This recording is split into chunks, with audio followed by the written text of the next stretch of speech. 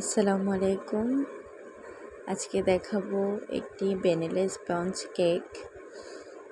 দেখো, স্পঞ্জ কেকটা অনেক তুলতুলে নরম হয়েছে। আমার রেসিপিটা ফলো করলে এভাবে নরম হবে। এখানে লাগছে 2টি ডিম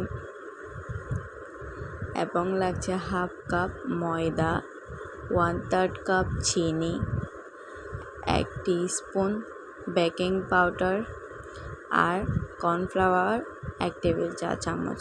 কর্নফ্লাওয়ারটা অবশ্যই দেওয়ার চেষ্টা করবে। এবং আমি ডিমের গন্ধ চলে যাওয়ার জন্য লেবুর রস নিলাম। এবার শুকনো উপকরণগুলা ভালোভাবে টেলে নিব। আমি একবার অফ ক্যামেরায় এবং বাকিটা অফ ক্যামেরায় চেলে নিলাম। এবার ডিম 2টা ভালো আমি ভেঙে নিব। এরপর বিট করে নিব। চিনিটা 2বার করে মেশাবো, একসাথে মেশাবো না, তাহলে বেশি ফ্লাফি হয়ে যায়। 2বার করে চিনিটা মেশাবো আমরা। দেখো, বিটারটা সবসময় 2-এ না হলে 3-এ রাখবে, এর চেয়ে বেশি দিবা না, তাহলে বেশি ভেতরে বাতাস ঢুকে যাবে। ঘুরিয়ে ঘুরিয়ে ভালো করে নেবে, যতক্ষণ পর্যন্ত না এরকম একটা দাগ বসে ততক্ষণ পর্যন্ত বিট করে নেবে। এরপর লেবুর রসটা অ্যাড করে দিব। এরপর আরেকটু বিট করে নিব। দেখো আমি কতটুকু বিট করে নিয়েছি। এবার শুকনো উপকরণগুলো মিশিয়ে দেব। এই মেশানোর টাইমটা অনেক ইম্পর্ট্যান্ট। খুব আলতো হাতে আস্তে আস্তে মেশাবে।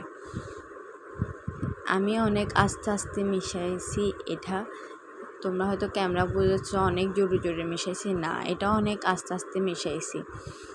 অনেক আলতো হাতে মেশাতে হবে, যেন ভিতরতে এর যে একটা ফ্লাফি ভাব আসছে ওইটা চলে না যায়। হালকা হালকা এটা মিশিয়ে নেবে। এবার একটু আমি চকলেট এসেন্স দিছি, আমার মনে হচ্ছে যে ডিমের ঘ্রাণটা থেকে যাবে, ওই জন্য চকলেট এসেন্সটা মিশিয়ে নিলাম। এরপরে একটা মোল্ড আমার কাছে যেটাই ছিল ওটাতে একটু তেল ব্রাশ করে নিলাম। তেল ব্রাশ করে কেকের মিশ্রণটা ঢেলে দিলাম। ঢেলে পুরোটা আমি স্প্যাচুলা দিয়ে এভাবে একটু ঝাঁকায় নিবা, যেন ভিতর থেকে বাতাসটা বের হয়ে যায়। দেখো, এই টাইমে লোডশেডিং হয়ে গেছে। আমি চুলায় বেক করছি। দেখো, বেক করা শেষে দেখো আমার কেকটা কেমন হয়েছে, কতটা ফ্লাফি হয়েছে। অনেক স্পঞ্জ হয়েছে, অনেক তুলতুলে নরম হয়েছে কেকটা। দেখলে অবশ্যই বুঝতেছো যে কতটা পারফেক্ট হয়েছে। এই রেসিপিটা ফলো